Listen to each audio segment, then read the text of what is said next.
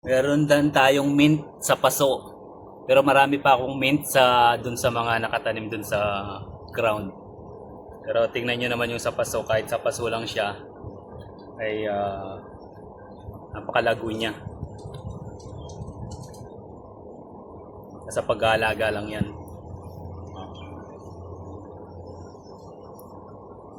Mint sa paso.